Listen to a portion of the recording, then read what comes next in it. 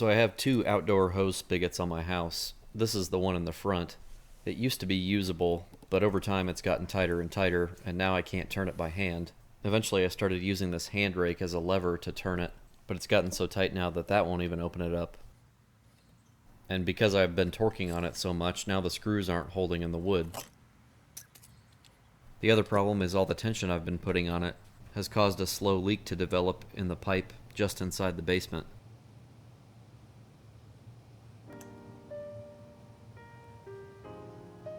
The other hose hookup is on the back side of the house, and I'll give you one guess as to why it needs to be replaced.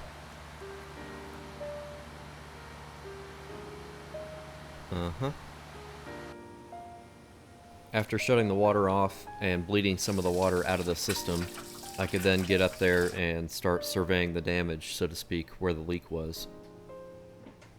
And after getting a close-up look, my first thought was, look at all the gunk and stuff up there. I don't want to put my hands in there.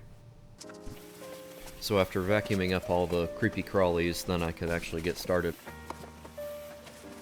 I'm using this little pipe cutter to get through the copper pipe. You clamp it onto the pipe, tighten it down just a little bit, and then make a rotation so it scores through the copper pipe. You then tighten it down a little bit more and do another rotation, and keep repeating that until it cuts all the way through.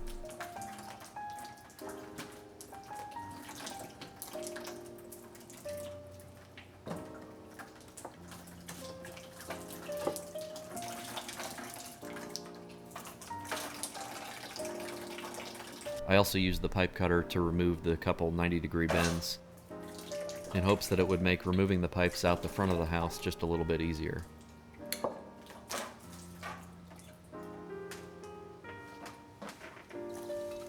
Back outside, I tried to pull the whole assembly out, but that gray valve inside the house was too big to fit through the opening. So I used the pipe cutter again out here to work my way through the pipe. And I found out that there's an interior pipe, so I just snapped that part off. The new faucet has a PEX connection on the end, and the valve only takes about 1/2 turn to go from fully open to fully closed, making it much easier to work with. The problem here though is how to secure it to the wall. Since the old screw holes were stripped through, I wouldn't be able to just put new screws in. I took a scrap piece of plywood and clamped it down. I then used a 1 1/4 inch hole saw to cut a small hole through it.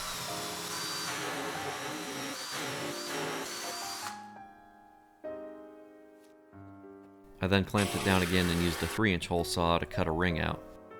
I attached the ring with screws at the top and bottom, and then I applied just a little bit of caulk to help keep water out of the opening, and then I installed the little spacer wedge that came with the old faucet. This little wedge just makes up the difference in angle between the siding and the faucet. After screwing it in, the faucet was now nice and secure to the side of the house, and I came back later to caulk around where the wood ring meets the siding.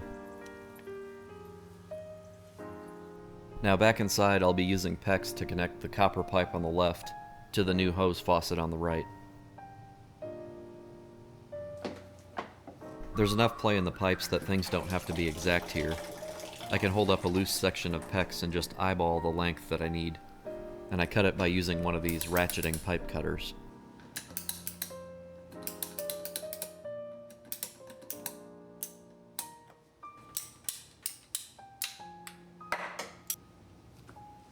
To attach the pieces of PEX together, I'm using elbow connections. After inserting the elbow into the PEX, I tighten down the crimp ring to make a watertight seal.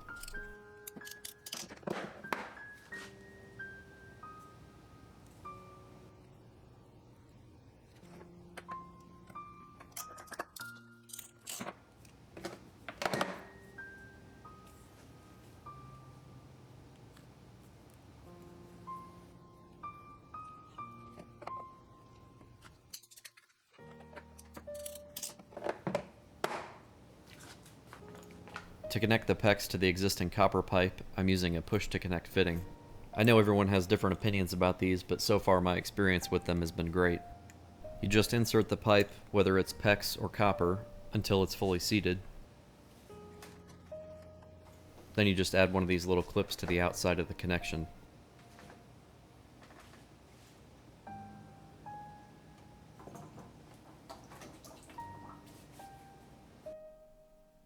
Now if you're only doing one faucet, then once you have everything hooked up and all the crimp rings are tightened down, you're done. But in my case, I had another faucet to replace, and this one worked out the exact same way, except I didn't have to cut out that ring of wood that I used to attach the other one to the wall. The pipe connections also turned out to be much simpler, with only one piece of PEX and the push-to-connect fitting. With the second faucet done, I turned the water supply back on, and I like to do this slowly so as not to introduce such a shock to the system, and then I checked to make sure there were no leaks. But I decided to take things a little bit further to make my future hose endeavors a little bit easier. I bought one of these lightweight shrivel-up hoses that comes with a carrier, and so I added a screw in the siding next to each of the hose connections so that I can hang the hose next to either of the faucets, whether I need it in the front or the back. But who wants to unscrew the hose and then screw it back in at the other connection? That would just be a crazy amount of work. So I bought some quick connectors and screwed one connection onto the hose and the opposite connection onto each of the hose faucets.